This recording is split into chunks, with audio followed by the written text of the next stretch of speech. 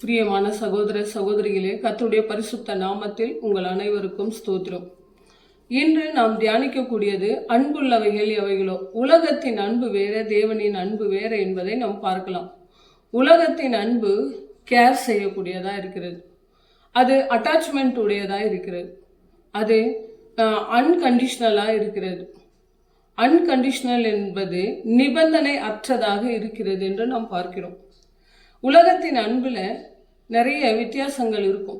அது பொருள் சார்ந்ததாக இருக்கலாம், உடல் சார்ந்ததாக இருக்கலாம், பணம் சார்ந்ததாக இருக்கலாம், விருப்பங்கள் சார்ந்ததாக இருக்கலாம், சுயநலம் உள்ளதாக இருக்கலாம், அவைகள் அழகு சார்ந்ததாக இருக்கலாம், அவைகள் அன்பை காண்பித்து மிஸ்யூஸ் பண்ணுவது, மிஸ்லீட் பண்ணுவதாக கூட இருக்கலாம். இன்று நாம் இந்த உலகத்தின் அன்பை பார்ப்போமானால், உலகத்தின் அன்பு எப்படிப்பட்டதாக இருக்கிறது என்றால் எதிர்பார்ப்புடையதாக இருக்கிறது. இரண்டாவதாக பார்ப்போமானால் அது கொடுத்தால் திருப்பி கொடுக்கக்கூடிய அன்பாய் இருக்கிறது. மூன்றாவதாக பார்ப்போமானால் சுயநலம் உள்ள அன்பாய் இருக்கிறது என்று.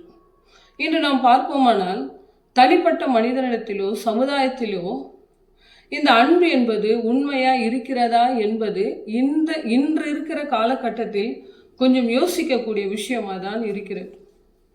ஆனால் நாம் ஆவிக்குரிய வாழ்க்கையிலே தேவனுடைய அன்பு எப்பேற்பட்டதா இருக்கிறது என்பதை நாம் பார்ப்போம். தேவன் அன்பா இருக்கிறார். அன்பு என்பது தேவனால் உண்டானது.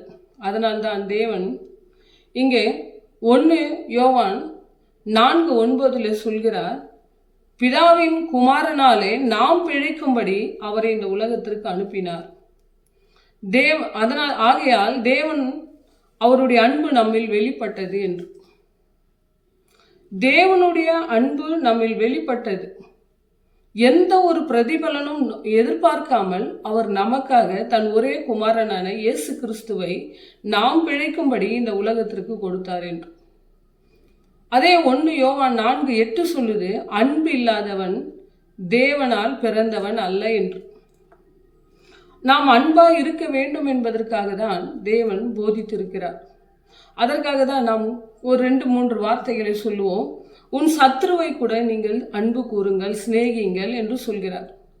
உங்களுடைய அன்பு மாயமற்றதாய் உண்மை உள்ளதாய் இருக்க வேண்டும் என்று சொல்கிறார். அப்போ பிரியமானவர்களே, நம்முடைய அன்பு சகோதரத்துடனும் கிறிஸ்து இயேசுவுக்குள் உண்மையாகவும் இருக்க வேண்டும் என்பது தேவன் பிரியப்படுகிறார். நாம் பார்ப்போமானால் அங்கே யோவான் 15:13 சொல்லுகிறார், ஒருவன் தன் சிநேகிதனுக்காக தன் ஜீவனையே கொடுக்கிறான் என்றால் அதிலும் அதிகமான அன்பு ஒருவரிடமும் இல்லை என்று. தன் சிநேகிதனுக்காக ஜீவனை கொடுக்கக்கூடிய அன்பு யாரிடம் உண்டு? நம் தேவனிடத்தில் தான் அந்த அன்பு இருந்தது. எந்த ஒரு எதிர்பார்ப்பும் நம்மிடத்தில் அவர் பார்க்காமல் அந்த அதிசய சிலுவையில கடைசி சொட்டு ரத்தம் வரைக்கும் அவர் மயிர் கத்திரிக்கிற ஆட்டினை போன்று மௌனமாய் நமக்காக சகித்து கொண்டு நின்றார் என்றால் அந்த அன்புக்கு ஈடு இணையாய் நாம் எந்த அன்பையும் சொல்ல முடியாது. அதனால்தான் இங்கே சொல்லப்படுகிறது, அன்பு, நம்பிக்கை, விசுவாசம். இந்த 3 எது உத்தமம் என்று கேட்டால் அன்பே சிறந்தது என்று. அன்பு எப்படிப்பட்டதா இருக்கும் என்றால் அது சுயநலமற்றதா இருக்கும். அது இருமாப்பு கொள்ளாது, தன்னலம் நாடாது, தன் புகழ்ச்சி கொள்ளாது. அது எல்லாவற்றையும் அன்பு சகலத்தையும் சகித்து கொள்ளும் என்று நாம் வேத வசனத்தில் வாசிக்கிறோம்.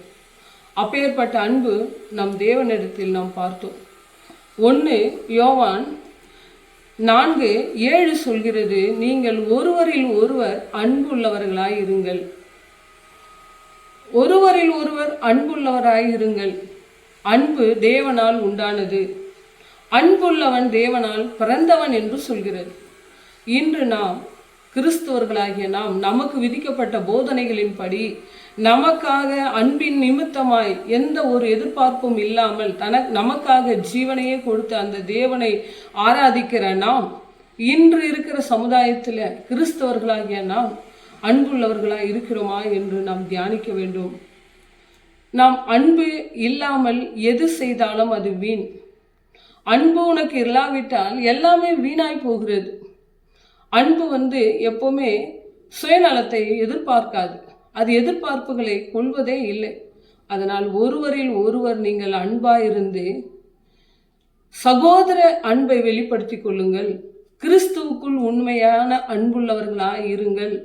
ஏதோ மேலோட்டமான அன்பல்ல, ஆழமான அன்புள்ளவர்களாய், எதுவென்றாலும் தேவனுக்காய் நாம் நிற்கக்கூடிய அன்பாய், அதே போல நம்மை சார்ந்தவர்கள் பிறரை நேசிக்கக்கூடிய உன்னைதான் நீ நேசிப்பதை போல பிறரையும் நேசிக்க வேண்டும் என்று கற்றுக் கொடுத்த அன்பின் நிமித்தம் நம் குடும்பங்களிலோ நம் தனிப்பட்ட வாழ்க்கையிலோ நம் அன்புள்ளவர்களாய் இருக்கிறோமா? சகோதரர்களே, சகோதரிகளே, நாம் இன்று தேவனுடைய வார்த்தையை தியானித்தோம். அவற்றின்படி நாம் எங்கெல்லாம் அன்பை இழந்தோமோ அதை மீண்டுமாய் அந்த அன்புள்ளவர்களாய் நாம் வாழ முயற்சி செய்வோம். தேவனை மகிமைப்படுத்துவோம். கர்த்தர் தான் இந்த வார்த்தைகள் எல்லாம் ஆசீர்வதிப்பாராக. பிதாவாகிய தேவனாலும் கர்த்தராகிய இயேசு கிறிஸ்துவினாலும் உங்களுக்கு கிருபையும் சமாதானம் உண்டாவதாக. ஆமேன்.